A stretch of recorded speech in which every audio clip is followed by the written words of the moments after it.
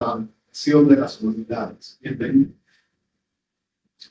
Hola, muy buenas tardes a todo nuestro público, quienes nos ven y escuchan a través de nuestra página de Facebook en Estudio Humanitatis Radio. Les damos la más cordial bienvenida. También a quienes nos escuchan a través de www.radiomoril.com. También sean bienvenidos a esta nueva emisión de Estudio Humanitatis Radio, un programa para la divulgación de las humanidades y las artes. Agradecemos a todo el público que en nuestra página de Facebook le han dado like. Ya tenemos 460 seguidores.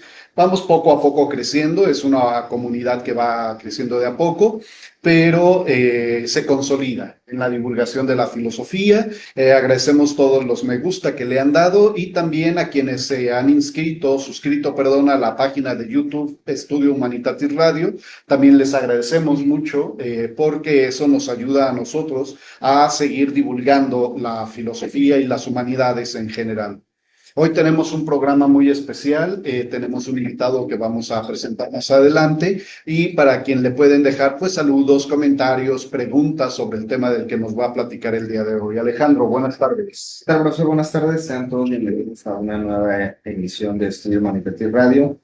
Ya vamos creciendo, profesor, en la comunidad. Sí, ya esperamos que siga creciendo un poco más y sobre todo en el canal de YouTube, que es el más joven de estos canales que tenemos. Bueno, estos son solo dos canales que tenemos. Espero que siga creciendo. Así es, para que por favor compartan nuestros contenidos, nuestros videos, nuestras transmisiones en vivo y pues bueno, sigamos creciendo. Tenemos dos eventos culturales, los enunciamos así muy rapidito. En el Museo de Arte de Zapopan está la exposición Atrás del Ártico se esconde un paraíso. Está abierta desde el día 15 de mayo y seguirá así hasta el 2 de noviembre de este año con la curaduría de Maya René Escárcega, con la participación de artistas como Asma, Ramiro Ávila, Carolina Fusilier, Scott Galván, Joey Holder, Carla Kaplun, Xin Liu y Lucía Monge, Agnes Meyer Brandis, Federico Pérez Villoro, entre muchos otros artistas. Esta exposición presenta representaciones imaginativas de un presente alterno y un futuro posible a partir de una cartografía ficticia. Explora la visualidad terraplanista desde su potencialidad poética y política al tiempo que permite cuestionar las fuentes de nuestros saberes y encontrar sentido en la falacia, el conocimiento situado, la memoria ancestral y la magia.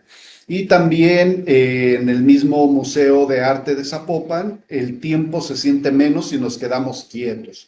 Una exposición a cargo de Melanie Smith, está abierta desde el 31 de mayo y seguirá así hasta el 26 de octubre del presente año. También estaba con la curaduría de Elena Chávez MacGregor en la sala Juan Soriano. El tiempo se siente menos si nos quedamos quietos, de la artista inglesa-mexicana Melanie Smith. Recupera una frase del cuento Axolotl de Julio Cortázar para reunir una serie de obras que se preguntan sobre las relaciones entre la naturaleza y la cultura.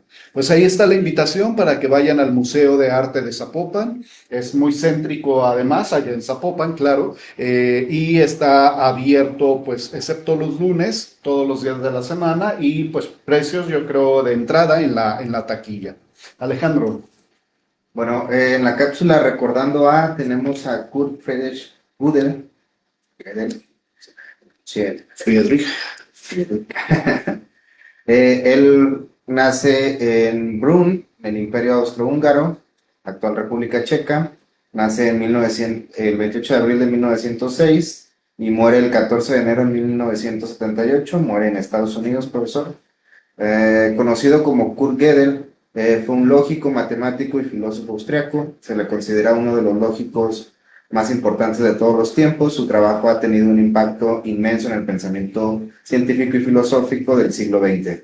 Al igual que otros pensadores, Gödel intentó emplear la lógica y la teoría de conjuntos para comprender los fundamentos de la matemática. Se le conoce sobre todo por sus teoremas de la incompletud, publicados en 1931, y bueno, que los enunció en una serie de conferencias que se dieron profesor. Bueno, a este fue nuestro Recordando a... Bien, y pues a propósito del tema que tenemos para platicar el día de hoy con nuestro invitado, que ya es la segunda vez que nos acompaña y nos sentimos muy gustosos de que esté aquí con nosotros, tenemos la presencia de Carlos Damián Sánchez Rangel. Él es licenciante en Filosofía por la Universidad de Guadalajara, es autor ya de 2 libros. Platón en 50 páginas, publicado en el 2023, y una primicia que nos está presentando también el día de hoy, Filosofía como nunca la viste, recién salido, lo tienen ustedes ahí en pantalla. Es un libro con una tónica didáctica muy interesante y que sigue el pensamiento de varios autores a lo largo de la historia de la filosofía. Entonces, pues bueno, ya al final nuestro invitado nos dirá dónde pueden conseguir este libro para que se aboquen a buscarlo. Es autor además de varios artículos en el sitio web Filosofía Inútil y es colaborador del canal Sede Sapientiae Intensiva.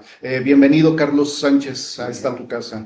Mil gracias a todos. Quiero mandarle un cordial saludo a la comunidad de Comefi de la Ciudad de México y en general también a la comunidad de Círculo de Estudios de Sapiencia, a mi familia y agradecerles a ustedes por recibirme. Entonces aquí estamos para hablar de Kurt Gödel.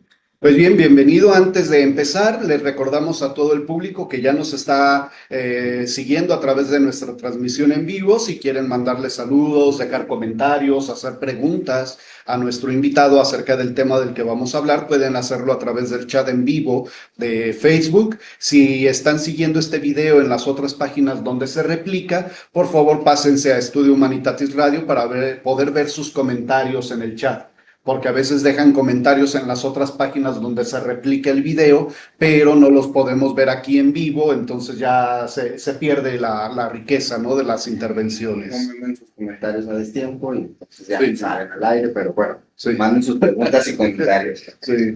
De entrada, pues agradecemos los comentarios de Victoria Ruiz. Dice: felicidades a mi hijado desde Texas, estoy muy orgullosa de mi niño. Y Carlos Sánchez, supongo es otro Carlos Sánchez.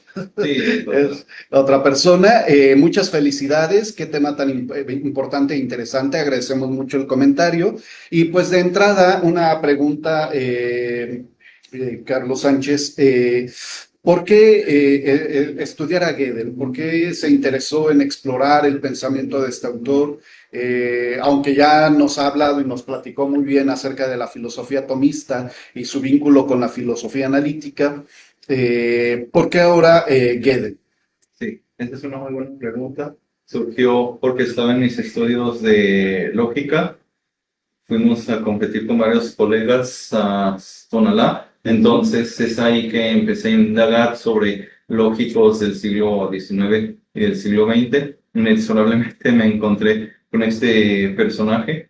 Fue por principalmente un PDF de un grupo de la universidad y me llamó la atención. Entonces, por varias razones de ocupaciones, me dediqué en las vacaciones de diciembre y de enero y todavía a estudiarlo. Y aquí pues me acompañan mis apuntes que he hecho sobre los teoremas de incompletitud de Kurt Gödel. Entonces llegó febrero y como soy curioso, dije, pues por ser mi cumpleaños me voy a imprimir su artículo en el idioma original. Ajá. Y aquí está. Entonces, originalmente es de 1930, pero fue publicado en 1931 y en alemán, perdonen mi pronunciación, Über Forman Unensday, das der Principia Mathematica und Verwandter System, que sería sobre los principios formales de Principia Matemática, tomo 1. Muy bien. Entonces, tenemos de que es una obra que marcó un parangón en la historia, ya que fue publicado a raíz de los eventos de lógicos y matemáticos que acarrearon por David Hilbert, estos dos fundadores de la filosofía analítica, Russell, Whitehead. Tenemos a Principia Matemática, precisamente, de 1910 a 1913. Entonces, aquí ya está en su idioma original Entonces, ahorita contamos con la traducción de Jesús Mosterin, y lo que dice Gödel es: como es bien sabido, el progreso de la matemática hacia una exactitud cada vez mayor ha llevado a la formalización de amplias partes de ella, de tal modo que las deducciones pueden llevarse a cabo según unas pocas reglas mecánicas. Esto es, tenemos un logaritmo con una serie de protoenunciados, y de ahí, mediante una deducción, vamos haciendo más ladrillos del conocimiento matemático. Muy bien, aquí tenemos de que Gödel está fuertemente palmado por Zermelo Fraenkel, y al que gusta investigar los axiomas, por el autor de que es John von Neumann. Todos ellos lo que tienen en común de ser de esta zona, Imperio Austrohúngaro, actual Austria, y que emigraron a los Estados Unidos, al Instituto de Estudios Avanzados de Princeton. Y no es para menos, ya que Gödel fue un amigo íntimo de Albert Einstein, como ya más de uno sabrá. Entonces ellos caminaban, cotorreaban, ellos hablaban de temas de filosofía, de la matemática, de lógica, de física. Por ahí el que quiere investigar esto de los universos godelianos. Entonces es ahí precisamente que empecé a ver una serie de videos de Gustavo Piñeiro en su canal El Topológico, precisamente en vacaciones de diciembre, enero. Es una serie de 10 videos bastante profesional, y pues empecé a leer el artículo ahí en el idioma original y también con la traducción que hizo este autor, Jesús Mosterin, de España. Y es interesante porque son 25 páginas y marcó un parangón, y es curioso porque muchas veces pensarán que contenido es igual que cantidad. Tipo, esto tiene 1000 páginas, una suma de teología, por tanto el contenido. Sin embargo, tenemos de que en el siglo antepasado, pasado, así escritos de 50, como Wittgenstein, o menos, 28, Cuartillas, 30, marcan un parangón. No sé si hasta ahorita hay alguna pregunta. Es de esos casos curiosos, ¿no? Que lo que revelan como un planteamiento problemático es lo que más genera, llama la atención, y no tanto la extensión. Muchas gracias. Antes de continuar, Keila Carrasco, una radio ciberescucha ya también asidua, saludos a todos. Saúl de Lea, le mandamos también saludos, dice saludos al estimado Carlos, y pues manda saludos a ti, también a quienes conducimos. Muchas gracias, Saúl de Lea. Rogaciano Nieves, dice Carlos, es un gran filósofo, felicidades, claro que sí. Antes de retomar o empezar específicamente con Gödel, ¿en qué contexto? Porque bueno, ya nos platicaba un poco que es una figura relevante en la filosofía de la matemática, un tanto también en la filosofía de la lógica, y nos platicaba un poco sobre este vínculo amistoso intelectual con Einstein. Pero ¿en qué contexto? Y sobre todo, si nos pudieras sintéticamente platicar, ¿por qué de repente sale a la palestra Gödel con estos teoremas? Creo que por ahí está también entre toda esa discusión en torno a la matemática, Hilbert precisamente, pero ¿por qué surge el planteamiento de Gödel sobre la matemática, los teoremas? Claro que sí. Tenemos de que Hilbert estaba llevando a cabo la escuela formalista de las matemáticas, y dio una serie de 10 problemas de la matemática que iban a ser resueltos precisamente en el siglo pasado. Luego dio una conferencia, que es la segunda de París, en el año de 1901. Entonces, Gödel tiene una formación de Paul Nato, de esta escuela de Marburgo, de Gottlob Frege, y es ahí donde tiene sus viajes intelectuales geográficos y se entera del proyecto hilbertiano de formalizar la matemática de tal suerte que ya la tengamos comprimida, tipo WinRAR. Es ahí donde Gödel, en el año de 1929, hace su tesis doctoral, que esa no la encontré en español, sin embargo está por el Oxford Press de Salomon Pfefferman. Es ahí que Gödel va indagando más el proyecto de Hilbert y encuentra una serie de inconsistencias y de ahí que él promueva esto y lo demuestre realmente de sus dos teoremas de incompletitud. Pasa que originalmente lo iba a hacer en 2 tomos, sin embargo causó tal controversia en la academia en la década de los 30 y fue aceptado unánimemente y ya no vio razón para publicar una segunda parte. Muy bien. Alejandro. Bueno, recordarles, estamos charlando con Carlos Daniel Sánchez, estamos charlando sobre los teoremas de Kurt-Gödel. A mí me interesaría preguntar, porque bueno, hemos estado hablando de cuestiones de historia.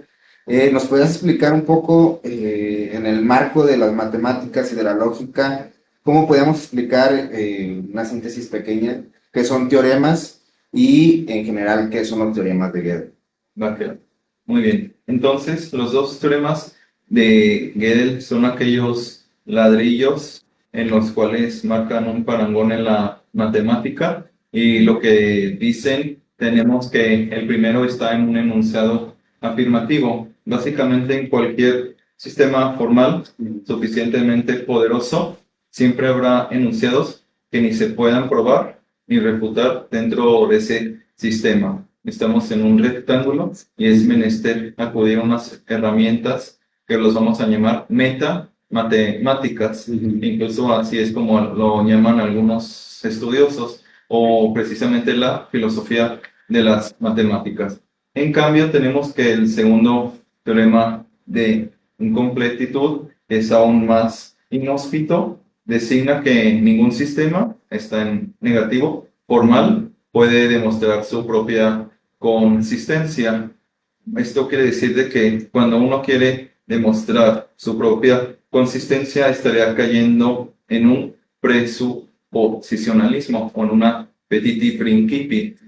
Asumes desde ya lo que pretendes demostrar, ¿sí? Tipo los que arguyen de la existencia de Dios usando únicamente la Biblia.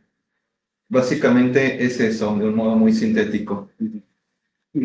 Bueno, igual como tenemos público de todo tipo, para quienes conocen o no conocemos qué es un teorema, digo, para que el radio escucha nos pueda decir, bueno, sí entiendo que es un enunciado, pero exactamente qué es un teorema.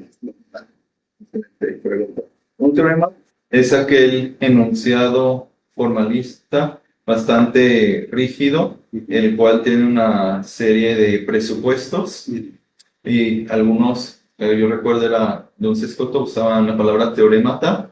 Luego tenemos, ¿cuál palabra habías dicho? Axioma. Axioma. Esto viene del griego de Aristóteles, que usa la palabra dignidad o dignitate, que serían aquellos presupuestos que no se pueden tanto demostrar como refutar, porque ya están implícitos de suyo en un discurso. Pensemos en el principio de no contradicción, y qué bueno que lo menciono, porque está esta escuela polaca de lógica, el Dominico Boczynski, Lukasiewicz, Klein, todos ellos que van a hacer una serie de lógica paraconsistente o trivalente. Entonces, un excelente libro sobre esto de los axiomas es uno que hizo Thomas Head Little, que sería Aristotle and Mathematics, que serían las matemáticas y Aristóteles. Esto se relaciona primariamente con los trabajos de Euclides el geómetra, que parte de unas definiciones de unos axiomas, ya tiene todo esta caja de herramientas y de ahí se construye su geometría en los 13 libros que hace. Bien, en ese sentido entonces, y volviendo un poco a lo que nos comentaba sobre la matemática, estos teoremas de incompletud o incompletitud de Gödel aparecen precisamente en torno al problema de si la matemática es consistente en sí misma y por sí misma, ¿no? Es decir, según, por lo que alcancé a entender, y si esto es así, entonces Gödel ve que la matemática no se puede sustentar basándose en sí misma, O sea, era como lo que usted nos ponía como una especie de analogía con quien dice, trata de demostrar la existencia de Dios, pero a partir de la misma revelación de Dios, ¿no? Entonces ya no es como tan fácil aceptar un enunciado de ese tipo. Bueno, más adelante a ver si nos pudiera platicar precisamente por qué en torno a la propuesta de Gilbert, porque rascando un poquito para ponernos al día y poder llevar la entrevista, por ahí leíamos pues que para Gilbert pues la matemática se tenía que apoyar o sustentar finalmente en la aritmética, Sí. pero parece que esto a Gödel no le convence, ¿verdad? No. Antes de que responda eso, bueno, hay más reacciones a la transmisión. Rigoberto Duarte dice, felicidades, mi filósofo Carlos. También tenemos a Carlos Enrique Arévalo, dice felicitaciones Carlos Sánchez, es interesante la larga carrera que ha cultivado. Pregunta, ¿qué otros postulados te interesaron más de este autor, de Gödel, aparte de estos teoremas? Y Poli Tonantzin dice, me da gusto ver un podcast, programa de radio que da voz a pensadores que vienen para esparcir conocimiento al mundo. Muchas gracias por su comentario. De hecho, esta es la finalidad de Estudio Humanitatis Radio, la divulgación y dar espacio también a las nuevas generaciones de humanistas y de filósofos, como es el caso de Carlos Sánchez. Entonces, bueno, Carlos Enrique Arévalo preguntaba, ¿qué otros postulados le interesaron a usted de este autor, aparte de los dos teoremas? Es una maravillosa pregunta.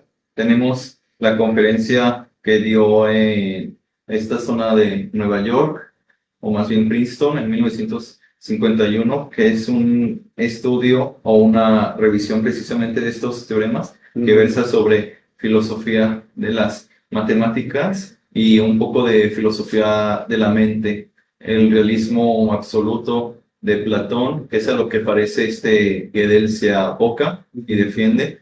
Luego tenemos esta escuela formalista o logicista. Luego tenemos un poco de el ficcionalismo. Tenemos a Mario Bunge, por ejemplo. Estos personajes dicen que la matemática son herramientas netamente heurísticas, sin embargo no tienen un correlato ontológico independientemente de nosotros, y ya ponen de ejemplo aquellos protoingenieros de Egipto, de Grecia, de Roma. Simplemente les usaron estas para así edificar, para así su sistema de drenaje, de urbanidad. Sin embargo, si nosotros fuéramos otros entes, usaremos otra matemática. Y dan un ejemplo ahí. Nosotros usamos el sistema decimal simplemente porque tenemos 10 dedos en la mano y 10 dedos en los pies. Si tuviéramos otra composición anatómica, usaríamos otro sistema, que es interesante. Los babilonios usaban el de 60 o hexagesinal, y entonces aquí es donde entramos. Era la pregunta de David Hilbert. Lo interesante es que nació en Königsberg, y ya el que haya estudiado se acordará. Y para el que no, ahí nació Immanuel Kant, que era antes Prusia, y hoy pertenece a Königsberg, a la Rusia, que se llama Kaliningrado. El punto es de que Hilbert estaba fuertemente influido por esta matemática de Immanuel Kant, de su crítica de la razón pura, las dos ediciones. También estaba fuertemente influenciado por principios metafísicos de la ciencia natural. Y aquí en una presentación que hice, lo que proponía Hilbert era basarse en todas las teorías existentes para formar un conjunto de axiomas finito y completo, y proveer prueba de que esos axiomas eran consistentes.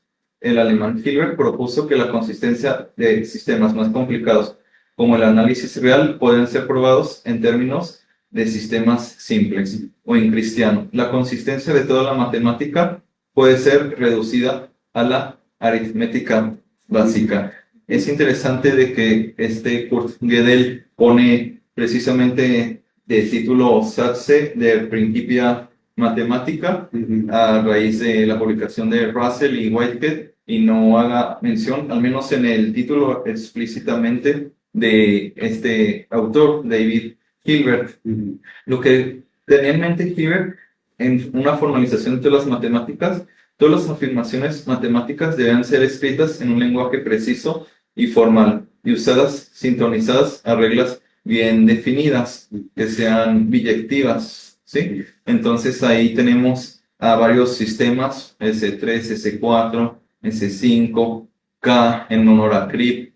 Luego lo que decía Hilbert era integridad, una prueba de que todas las afirmaciones matemáticas pueden ser probadas en el formalismo. Y aquí yo había puesto en mis serie de estudios una demostración, según él, es la sucesión finita de fórmulas, donde cada una es un axioma o bien se deriva de fórmulas anteriores por aplicación de regularidades inferenciales, así como suelen operar los de ciencias forenses. A posteriori a una serie de indicios nos conduce a su causa propia adecuada.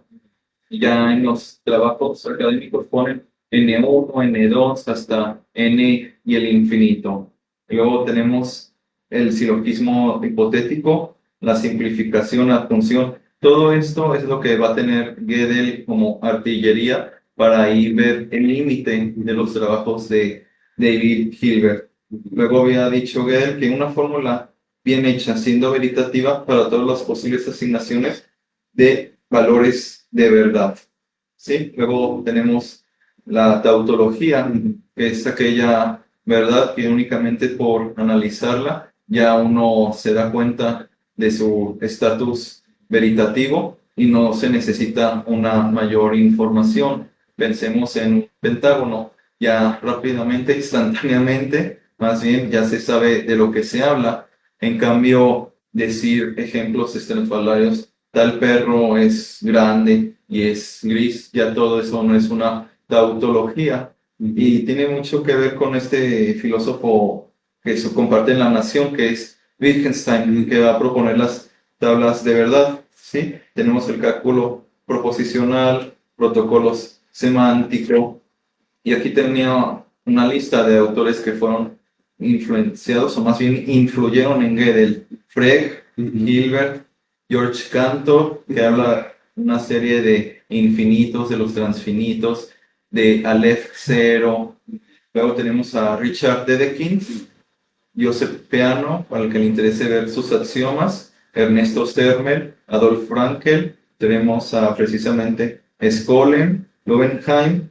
Muy bien, todos ellos son los que influyeron bastante en el trabajo de Kurt Gödel, de ahí que en 1929 haya hecho su tesis doctoral y ya al siguiente año haya hecho este artículo que revolucionó la matemática, la lógica.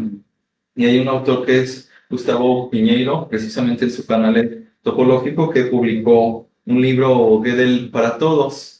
Lo que hace es ascender en escala de academicismo. Los primeros 2 o 3 capítulos son sencillos para el estudiante de secundaria, bachillerato, y ya los últimos capítulos, del 4 al 8 o al 9, ya son mucho más académicos. Básicamente sería eso. Bien, regresando un poco y sobre todo por lo que me llamaba la atención, que cuando nos platicaba de Hilbert y su propuesta, pues en última instancia de que la matemática puede estar fundamentada en una serie de finita de principios. Esto es precisamente lo que ve Gödel como no tan convincente de la propuesta de Hilbert. Es decir, a final de cuentas, un sistema no puede, basado en sí mismo y fundamentado solamente en las proposiciones, los axiomas que postule, pues no puede ser agotable entonces en un número finito de principios.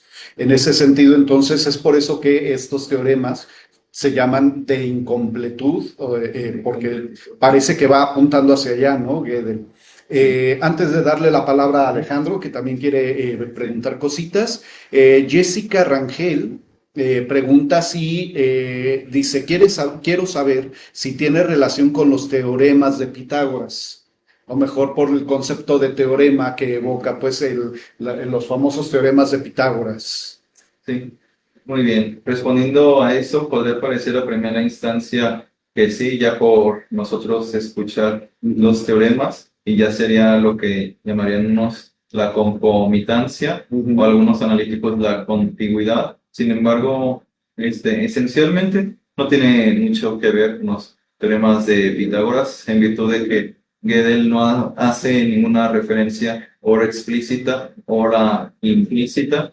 Sin embargo, se pueden relacionar en tanto son un conocimiento físico-matemático, que si bien de suyo es abstracto, tiene implicaciones en la vida real, en la vida material. En ese orden de ideas, un autor como lo es Ian Stewart hizo un libro que son los 17 axiomas, o más bien los 17 enunciados que cambiaron al mundo. Lo que hace es un recorrido cronológico, analizándolos, explicándolos con un toque de humor, y cada capítulo tiene unas preguntitas. ¿Por quién fue formulado? ¿Para qué fin? Y, ok, todo eso es abstracto. ¿Y cuáles son sus implicaciones en la vida diaria? Bien. Alejandro, por favor.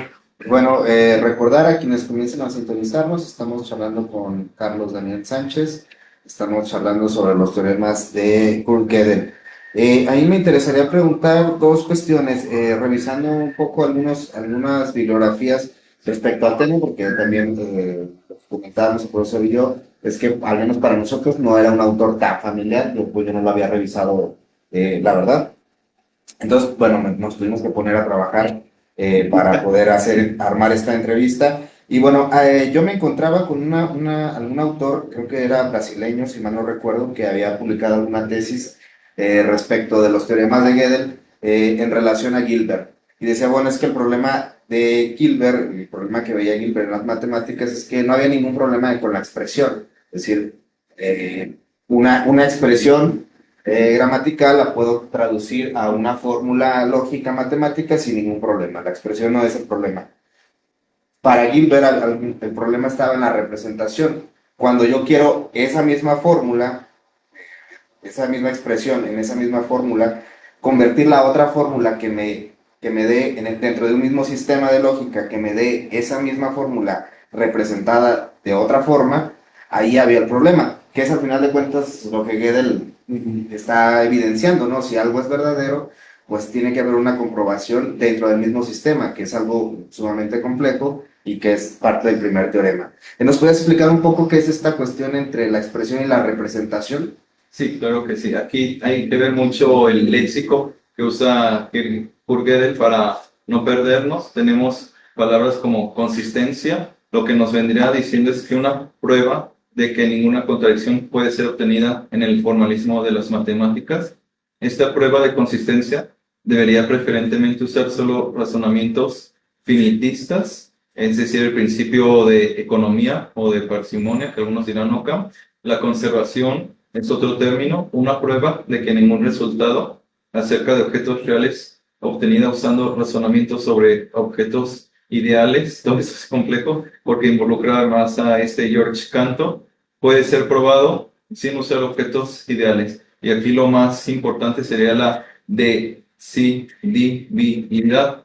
Debería haber un algoritmo para decidir la verdad o falsedad de cualquier afirmación matemática. Tipo, alguien va a este aeropuerto y ya te examinan todo. Así debería existir algo lo suficientemente capaz de dar semáforo verde o, en su defecto, semáforo rojo. Y de hecho, aquí esta es la edición de 1931. Le añadió una nota suplementaria en 1961 o 62 por Gödel de los trabajos precisamente de Alan Turing, que aportó mucho a la matemática y estas cuestiones del nacionalsocialismo, bla, bla, bla.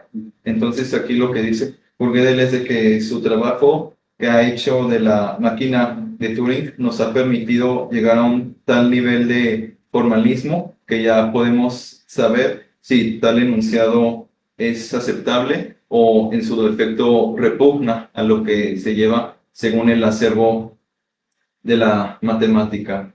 Tenemos ya lo que diría un especialista como Mark Balaguer: si una oración simple, es decir, una oración de la forma ASF o A está relacionada con RB, lo que algunos dirán la contigüidad o concomitancia, es literalmente verdadera. Entonces, los objetos que sus términos singulares denotan existen.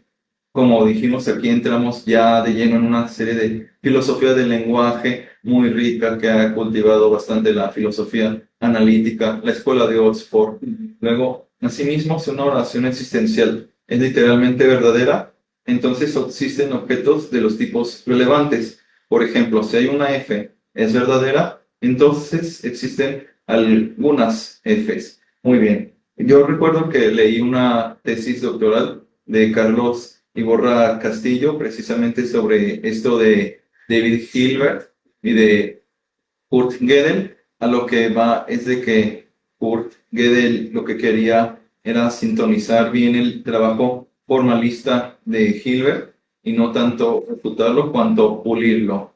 Así vemos en la historia de la filosofía que uno se agarra a otro cronológicamente muy distantes y lo empieza a pulir. Sí, y es así como se haría parte del mármol, como se trabaja. Un artículo bastante bueno que habíamos dicho hace unos minutos del platonismo es el de mismo Mark Balaguer, que está precisamente en la Enciclopedia de Filosofía de Stanford, la cual, gracias, es gratuita para todo aquel interesado que quiera profundizar. Muy bien, ya avanzando, tenemos de que la premisa principal de Gödel es que hay un criterio meta-ontológico que tiene un compromiso ontológico. No nos dice qué hay, pero sí pretende decirnos qué debe existir para que una oración que afirmamos sea verdadera. Y es aquí lo interesante porque ya estaríamos entrando en una deontológica, es decir, una lógica normativa, lo que es permitido y lo que de suyo es prohibido. La premisa afirma que términos singulares como los nombres propios y las descripciones definidas y la cuantificación existencial son mecanismos de compromiso ontológico. Si nos detenemos, los nombres propios son aquellos que designan entidades y que en sus defectos lo escribimos con mayúscula, nombres estrafalarios, Roberto, Leo, bla, bla, bla, de planetas. Y las descripciones definidas es aquello que llamaba Frege el sentido y la referencia. Tenemos una palabra y eso designa un único objeto, como Neptuno. Si bien en distintos países, en distintos idiomas le llaman o con otro término, se refieren al mismo ente. Muy bien. Aquí tenemos hipótesis 1, la concatenación es expresable en lenguaje formal. Y luego la 2, toda propiedad recursiva es expresable en el lenguaje formal. Una propiedad es recursiva si la verificación de esa propiedad puede ejecutarse con un algoritmo mecánico mediante una cantidad finita de pasos. Y es aquí lo que decíamos de este autor, que es Alan Turing, que influyó ya en el Kurt Gödel de madurez, de vejez y de ahí que añadiera esta nota suplementaria. Tenemos, según Martínez y Piñeiro, hay una concatenación expresable en el lenguaje de aritmética. Toda propiedad recursiva es expresable en el lenguaje de la aritmética. Tenemos que en un lenguaje de orden superior, los enunciados universalmente válidos ya no son recursivamente axiomatizables. ¿Sí? Porque luego tenemos de que Kurt Gödel va a ser un trabajito más pequeño, académico, en el que va a explicar precisamente qué son esto de los teoremas que hizo. Y la traducción que tenemos es discusión sobre la fundamentación de la matemática, traducción hecha por Jesús Mosterin. Y lo que nos viene a decir Kurt Gödel es que respecto al sistema H de la lógica conectiva intuicionista construido por un autor que es Hayting, hay varios teoremas que valen. Sin embargo, estos teoremas se pueden enriquecer si es que nosotros añadimos a la postre estos teoremas de incompletitud de 1930. Muy bien. Según Jesús Mosterin, este trabajo de Kurt Gödel está dividido en 4 subsecciones, que la primera es lo que llamamos calentando motores, que ya se viene lo bueno. Ya la segunda parte es la serie de los teoremas, de los axiomas. Así tenemos, dice Jesús Mostein, el programa formalista de Hilbert, prusiano, requería la completa formalización de la matemática clásica. Sus conceptos habían de ser reemplazados por signos gráficos, sus ideas por hileras de signos, el razonamiento por la mera manipulación combinatoria de las hileras y la demostración por la deducción formal conforme a las reglas matemáticas. Y es aquí donde entra en una serie de detalles por Gödel. Básicamente nos dice, un sistema formal, llamémosle S, es completo si y solo si para cada sentencia omega de su lenguaje ocurre que omega es deducible en S o que no es deducible en S. Sí, ojo aquí que sería el principio de no contradicción, que Gödel no trabajó con esta escuela polaca de lógicos. Así pues, un sistema formal completo no deja pregunta representable en su lenguaje formal sin respuesta. Con su ayuda pueden decidirse todas las cuestiones pertinentes. Basta con deducir y deducir hasta llegar a omega o a no omega, que es lo que se hace mucho en la lógica contemporánea con el tableau, que es una serie de bifurcación en la cual vemos que ya nos empieza a arrojar resultados y decimos, ah, caray, esto está bien o esto está mal. Y para el que le interese la historia de la filosofía, se acordará de estas 4 normas que daba precisamente Renato Descartes. El principio de ahorita no asumir nada a priori, sino de dudar, luego de la composición y de la resolución o la descomposición. Y ya que vimos esos 3, el cuarto paso es asegurarnos de que no hayamos cometido algún atropello en aras del conocimiento lógico o matemático, que era también lo que le interesa precisamente a Kurt Gödel. Vamos a leer un poco, dice Jesús Mostein. La tercera parte del artículo está dedicado a exponer otros resultados complementarios de indecidibilidad que refuerzan los ya obtenidos en la segunda. Gödel aquí introduce una serie de artillería de nomenclatura. Gödel formula y prueba el teorema 7, porque ese es un detalle, que este trabajo está construido bajo una serie de teoremas, y como diría Wittgenstein, ya que hemos subido, ya no es necesario la escalera, hay que tirarla. Aquí lo que hace Gödel es ir edificando ladrillo por ladrillo y llega a una serie de unos, si estoy contando bien, unos 40, de los que de ahí se van a desprender una serie de consecuencias. Por ejemplo, en el teorema 7, en cada sistema formal considerado hay sentencias aritméticas indecidibles. Esto es gracias a fórmulas extralógicas. Vuelvo a recalcar el principio de no contradicción, de identidad.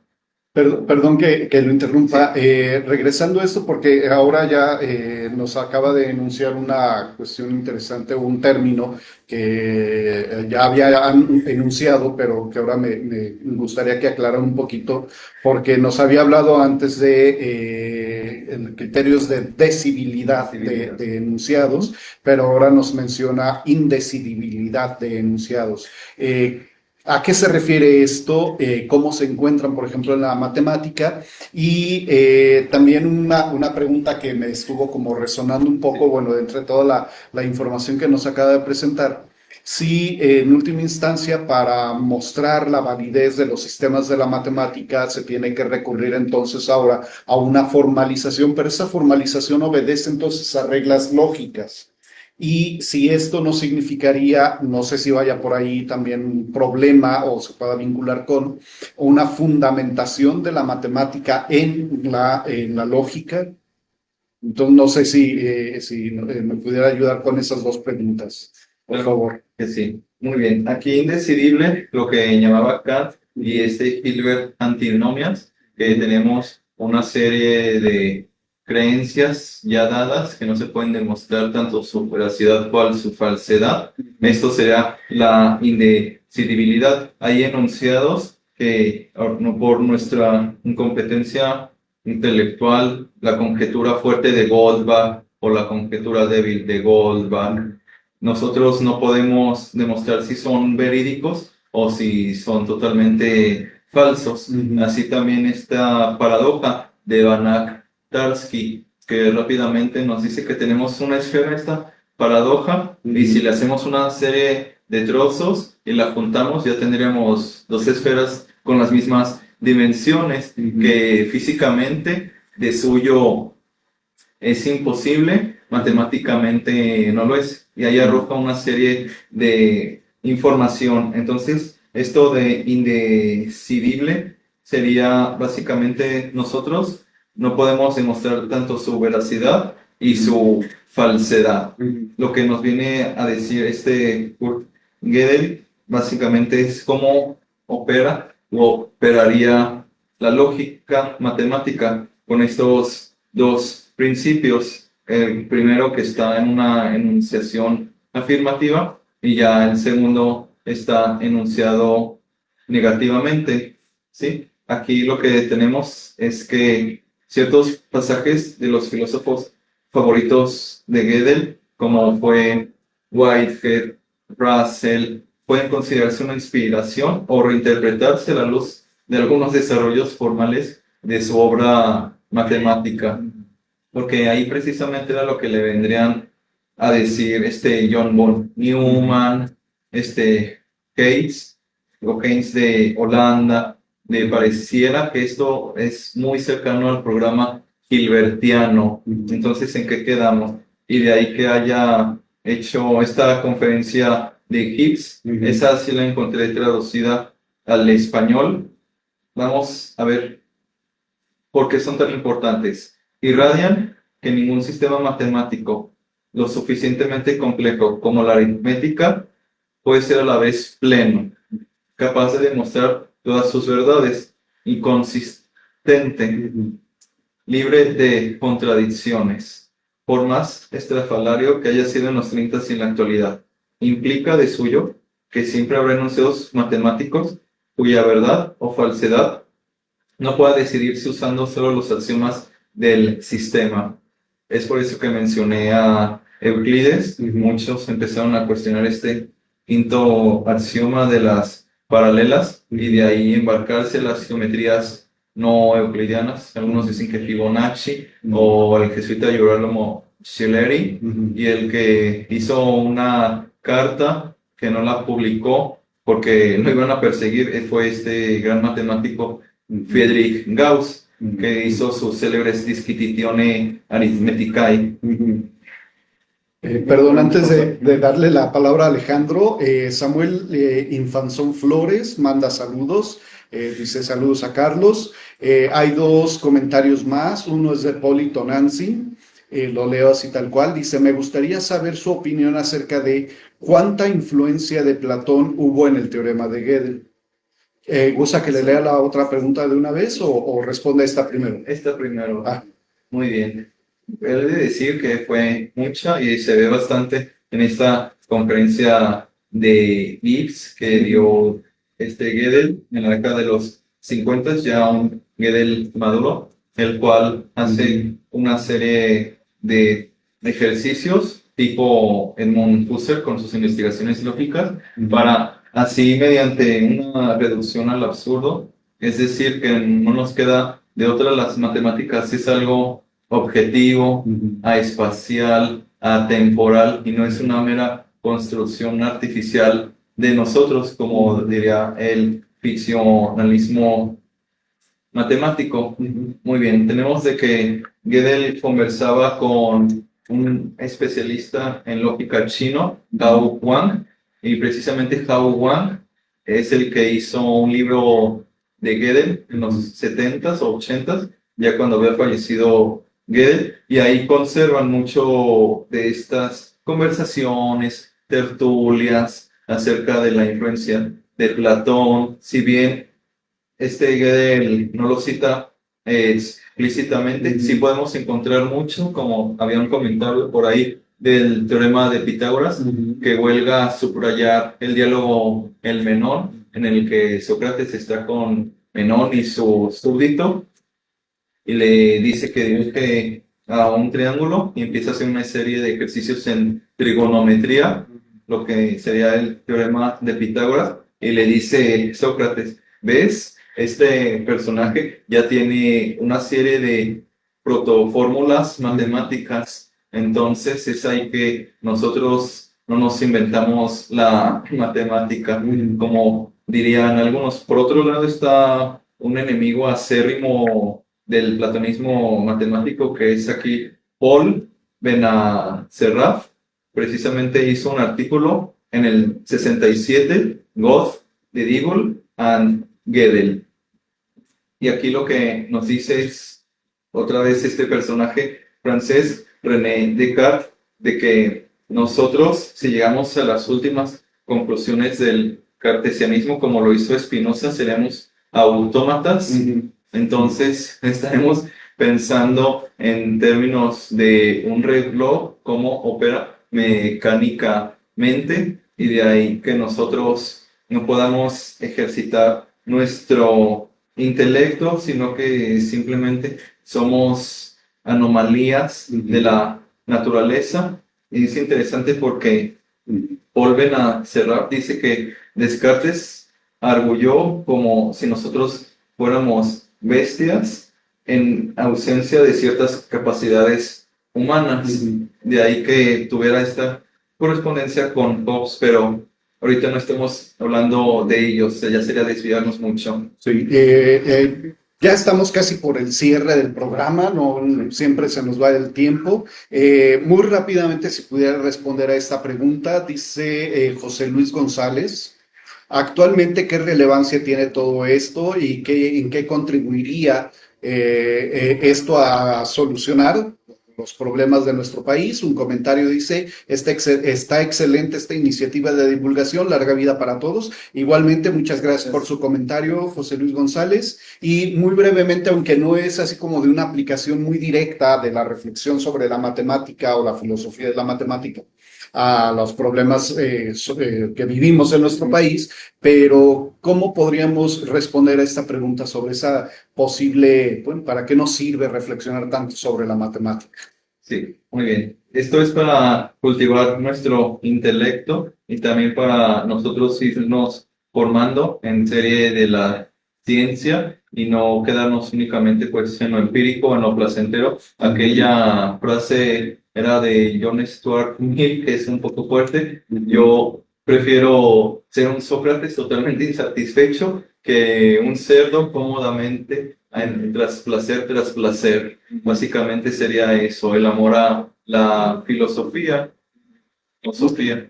Muy bien, bueno, muy interesante charla, profesor. Ya vamos preparando el cierre porque se nos acaba el tiempo. Nada más, dos recomendaciones bibliográficas breves, dos recomendaciones bibliográficas para quien nos estuvo escuchando durante el programa y le interesó este tema, pueda ir a revisar. Claro que sí. Tenemos el libro Gödel para todos, que es de Piñeiro, en su canal de YouTube El Topológico. También tenemos uno que es reciente de Moore, que es sobre los teoremas de incompletitud de Gödel por Oxford Press del 2022 o 2023. Son trabajos recientes, la verdad.